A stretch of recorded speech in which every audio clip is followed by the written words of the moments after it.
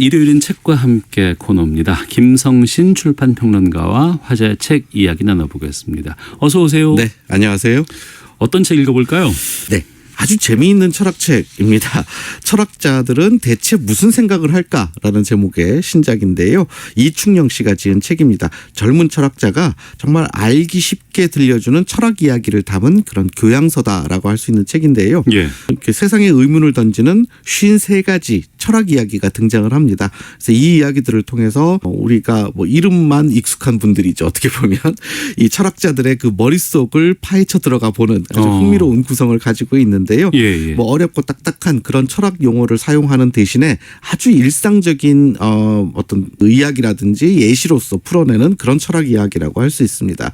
철학 지식을 전하는 책이라기보다는 철학적 지혜를 구할 수 있는 그런 내용을 담고 있는 책이라고 하겠습니다. 작가가 젊은 철학자라고 하셨는데 네, 누구예요? 이분 독특하더라고요. 이제 보통 지금까지 뭐 철학책을 쓰시는 분들은 대부분이 철학 박사 학위를 갖고 있거나 뭐 교수님들이거나 이런 분들이 그러니까 많았는데 뒤에 이제 박사가 많이 붙잖아요. 주로. 네. 이 저자는 이제 본명이 이충영 씨인데 충코라는 별명으로 더 유명한 분입니다. 철학 콘텐츠 크리에이터. 이분의 직업인데요. 예. 이분이 운영하는 충코의 철학이라는 채널이 있습니다. SNS 채널이 있는데 이 구독자 수가 10만이 넘는 그러니까 철학이라는 주제를 가지고 구독자 10만이 넘는 아주 굉장한 인기 콘텐츠를 이제 운영을 하고 제작을 하고 있다고 볼 수 있는데요. 저자는 이 세상의 의문을 던지는 이 53가지 철학 이야기를 통해서 이야기를 펼쳐나가는데 우리가 일상생활에서 쉽게 만날 수 있는 여러 가지 아주 익숙한 뭐 사건이라든지 익숙한 상황 이런 것들을 이제 동원을 해서 이것을 철학적 사유까지 연결하는 그렇게 해서 설명하는 이런 구성을 가지고 있습니다. 네. 이 철학이라는 학문이 네. 참 우리가 좀 접근하기가 쉬운 학목은 아니잖아요. 그렇죠. 일단 뭐 이렇게 철학 수학만큼 어렵죠. 그 두 개의 학문은 또 이거를 내가 지금 여기서 열심히 공부한다고 해도 뭐 평생 벌이가 돼? 뭐 이런 거 쓸 일이 있을까? 뭐 이렇게 하기도 되잖아요. 하고. 네. 근데 그렇지만 이 교양인으로서 갖춰야 할 정도의 혹은 자신의 삶을 조금 더 풍성하게 하는 정도의 철학적 지식은 누구나 쉽게 습득할 수 있다라는 게 이 책의 저자의 기조입니다. 그래서 저자는 그야말로 용기를 주는데 이런 이야기들을 합니다. 영어를 원어민처럼 하기는 어렵다라는 거죠. 하지만 우리가 외국에 여행 갔을 때 식당에서 주문할 정도의 영어 정도는 누구나 쉽게 익힐 수 있지 않냐는 거죠. 예. 생각해 보면 그렇다는 거죠. 그래서 이처럼 교양 차원의 철학은 그렇게 어려운 것이 아니고 사실 또 재미있는 요소도 굉장히 많다라는 것을 저자는 이 책을 통해서 설득을 합니다. 그러니까 수학 얘기를 아까 했는데 수학이라는 학문은 어렵지만 수학적 사고라는 것을 우리가 해야지만 뭔가 논리적 판단을 하는데 그게 기초가 되지 않습니까? 예. 그러니까 철학적 사유를 할 수 있는 능력이야말로 이 교양인으로서 자신의 삶을 풍성하게 만들 수 있는 가장 좋은 방법이다라고 저자는 설득을 합니다. 어떤 내용들이 담겨 있는지 좀 구체적으로 좀 알려주세요. 그럴까요?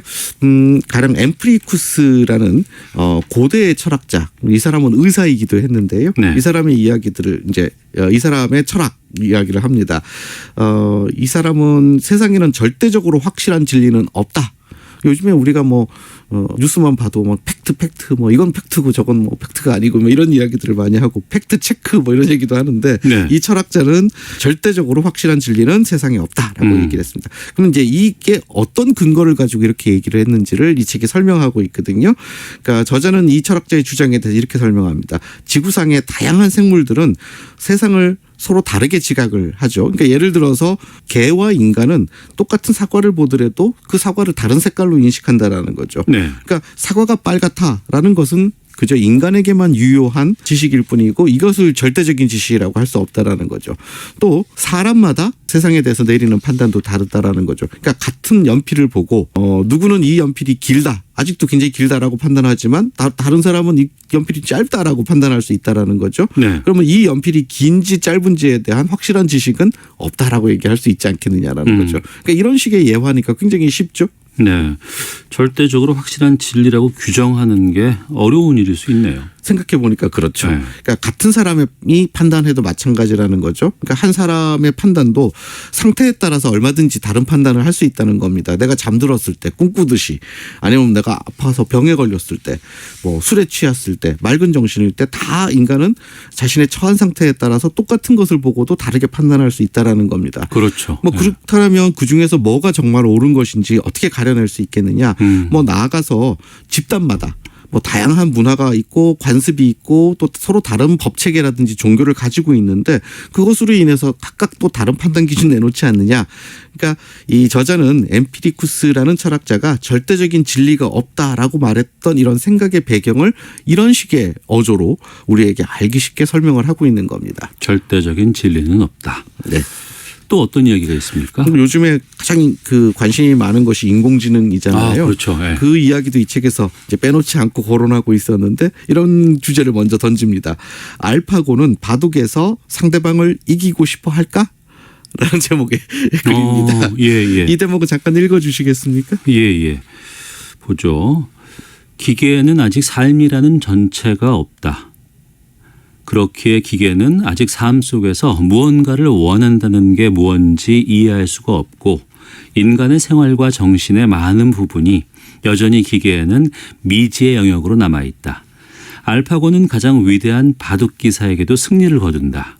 그러나 알파고는 승리하고자 하는 마음이 무엇인지 이해하지 못한다.